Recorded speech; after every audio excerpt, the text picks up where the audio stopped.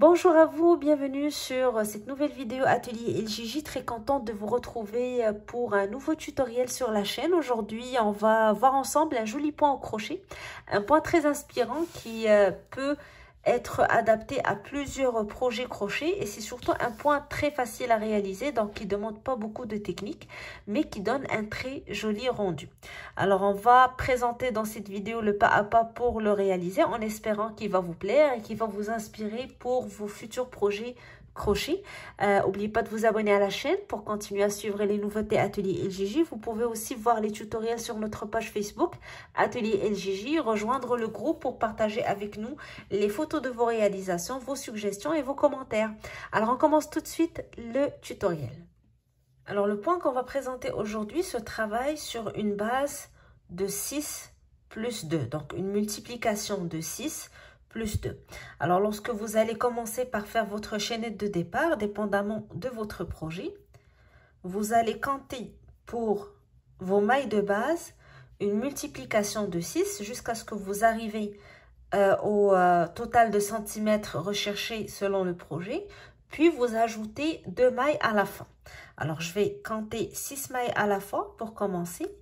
1, 2, 3, 4, 5, 6. 1, 2, 3, 4, 5, 6. 1, 2, 3, 4, 5, 6. Je vais ajouter une autre fois. 1, 2, 3, 4, 5 et 6. Alors, une multiplication de 6.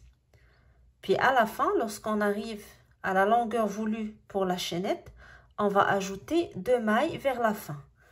1 et 2. Alors, c'est ce qu'on appelle une multiplication de 6 plus 2. Maintenant, on va commencer par une première rangée qui va constituer une rangée de base et qui va être une rangée de mailles serrées. Donc, une rangée toute simple qu'on va commencer dans la deuxième maille à partir de notre crochet. Donc, 1, 2. Dans la deuxième maille, je pique, je tire, 2 boucles sur mon crochet, je tais et je passe à travers les 2 boucles. Donc, je vais faire une maille serrée sur chacune des mailles de ma chaînette jusqu'à la fin. À chaque fois, je pique dans la maille, je tire et je fais ma maille serrée.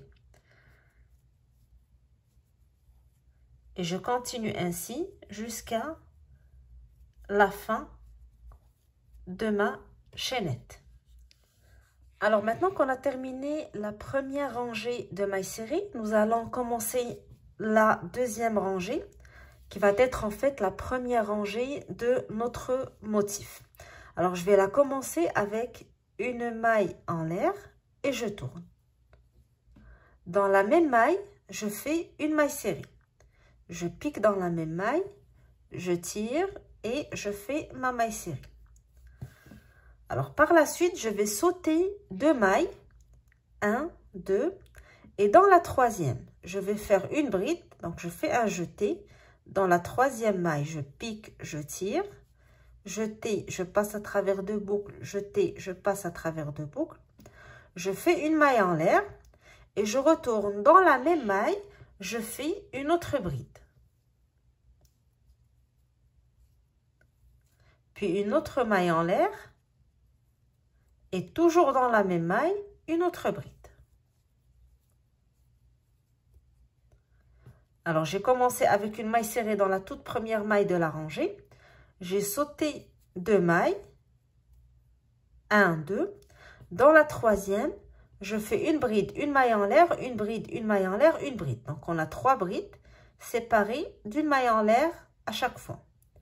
Après la dernière bride ici, je vais sauter encore 2 mailles, 1, 2, et cette fois dans la troisième, je vais faire une maille serrée. Je pique dans la maille et je fais une maille serrée. Et ce schéma, je vais le répéter tout au long de ma rangée jusqu'à ce que j'arrive à la fin. C'est-à-dire, à chaque fois, je vais sauter 2 mailles, 1, 2. Dans la troisième, je fais une bride, une maille en l'air, une bride, une maille en l'air et une troisième bride.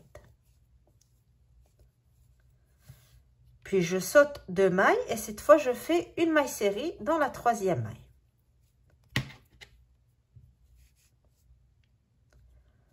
Alors, une maille serrée, donc maintenant je saute 2 mailles dans la troisième maille. Je reprends le schéma des brides. Une bride, une maille en l'air, une bride, toujours dans la même maille, une maille en l'air, puis une autre bride. Je saute 2 mailles et je fais une maille serrée. Et on va alterner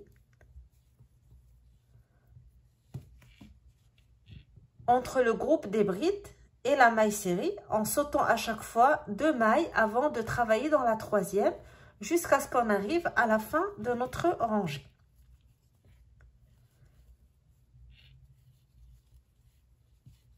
Alors ici, je travaille le groupe des brides. Première bride, maille serrée, deuxième bride, non, première bride, maille en l'air, pardon. Deuxième bride, maille en l'air et troisième bride. Alors, lorsque vous arrivez à la fin de votre rangée, après le groupe des brides, normalement, il doit vous rester 3 mailles pour terminer votre rangée. Donc, si vous avez bien compté, si vous avez respecté le nombre de mailles, il doit vous rester 3 mailles à la fin. Alors, je vais sauter les 2 mailles et dans la dernière maille de la rangée, je vais faire une maille serrée. Alors, pour cette rangée, nous avons commencé par une maille serrée. Nous la terminons par une maille serrée. Maintenant, pour la deuxième rangée, et tout au long du travail que vous avez choisi de faire, avec ce motif, vous allez travailler toujours 2 rangées différentes. La différence, en fait, va être au début et à la fin de la rangée à chaque fois. Alors, cette première rangée, on l'a commencé avec une maille serrée, on la termine avec une maille serrée. La deuxième rangée de la série, on va la commencer avec 3 mailles en l'air qui vont constituer une bride. Puis, j'ajoute une maille qui va constituer un espace. Donc, 4 mailles en l'air en total, 3 mailles pour une bride, puis une maille en l'air pour un espace. Je tourne. Et toujours dans la même maille, donc la maille serrée de la rangée précédente, je fais une bride.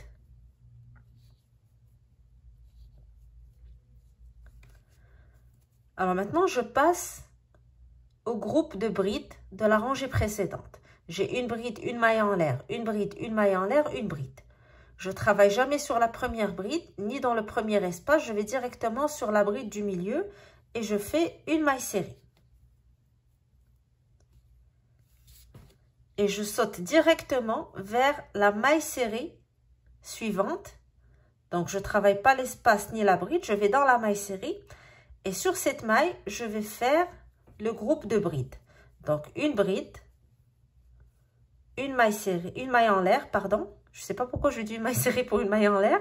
Alors, une maille en l'air, puis une bride, une maille en l'air et la troisième bride.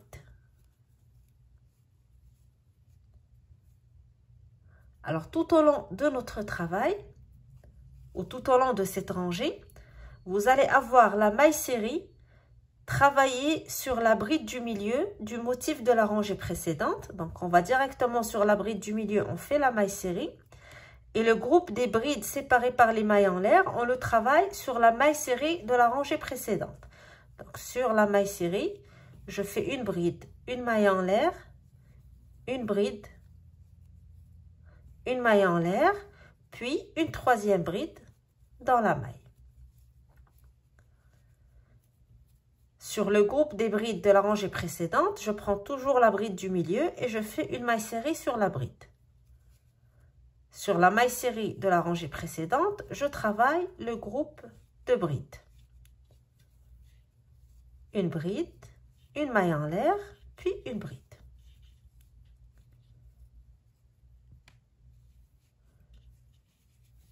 Alors, lorsqu'on arrive vers la fin, sur le dernier motif de la rangée, je fais une maille serrée sur la bride du milieu et je vais dans la maille serrée de la rangée précédente, ici la dernière. J'ai commencé avec 3 mailles en l'air pour une bride plus une maille en l'air et une bride. Je dois retrouver le même motif de l'autre côté. Donc, je fais une bride,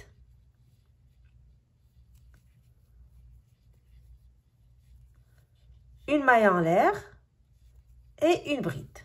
Donc, on termine la rangée avec 2 brides séparées de mailles en l'air, comme pour le début de notre rangée. Alors, ces 2 rangées, on va les répéter tout au long du travail. Alors, comme vous voyez ici, on a terminé par 2 brides. Donc, la rangée suivante, on va la commencer avec une maille en l'air. Je fais une maille en l'air, je tourne et dans la même maille, donc sur la dernière bride de la rangée précédente, je fais une maille serrée. Je saute l'espace et la bride, je vais directement sur la maille serrée. Et donc, le principe est toujours le même. Sur les mailles serrées, on travaille les groupes de brides. Et sur le groupe de brides, on travaille la maille serrée sur la bride du milieu, toujours. Alors, sur la maille serrée, je travaille mes 3 brides séparées de mailles en l'air.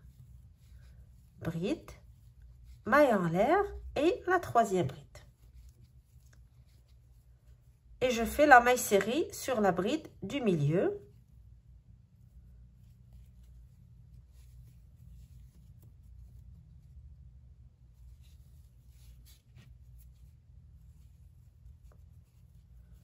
Je passe à la maille serrée suivante. Je travaille une bride, une maille en l'air, une bride, une maille en l'air, puis une 3e bride. Et je fais ma maille serrée sur la bride du milieu. Puis sur la maille serrée, je travaille le motif bride maille en l'air.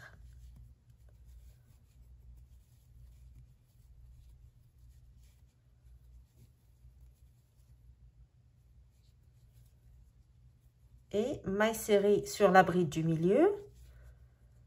Alors ici vers la fin, j'ai une maille serrée où je vais travailler mon dernier motif.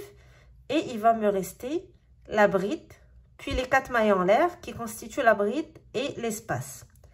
Alors, je commence par travailler le groupe de brides sur la maille serrée. 3 brides séparées de mailles en l'air à chaque fois. Et je vais dans la 3e maille des mailles en l'air du début de la rangée. Je pique dans la 3e maille et je fais une maille serrée. Alors, la rangée, on l'a commencé avec une maille serrée, on la termine avec une maille serrée. Alors, maintenant qu'on a terminé avec une maille serrée, on reprend la rangée précédente où on a commencé avec les 4 mailles en l'air, c'est-à-dire la bride plus l'espace, 3 mailles en l'air pour la bride et une maille en l'air pour l'espace, et j'ajoute une bride dans la même maille. Puis je reprends, maille serrée dans la bride du milieu, groupe de brides séparées par maille en l'air sur la maille serrée. Toujours le même principe. Alors, le seul changement que vous avez entre les 2 rangées, c'est la manière de la commencer et de la terminer. La première rangée, on l'avait commencé avec une maille serrée, puis la rangée suivante avec les 4 mailles en l'air, donc pour constituer notre bride plus l'espace. Et on termine la rangée de la même manière qu'on l'a commencé. C'est-à-dire, si on l'a commencé avec une maille serrée, elle va se terminer par une maille serrée. Et si on l'a commencé avec la bride, elle va se terminer avec la bride. Et pour le motif, le principe à retenir, c'est que le groupe de brides séparé d'une maille en l'air, on le travaille toujours sur les mailles serrées de la rangée précédente. Et la maille serrée, on la travaille sur la bride du milieu pour le motif de la rangée précédente. Alors ici, on a commencé avec les 3 mailles en l'air, plus la maille en l'air de l'espace. Donc, on doit terminer avec 2 brides séparées d'une maille en l'air. Donc, je vais directement sur la maille serrée de la rangée précédente. Je fais une bride, une maille en l'air, puis une bride.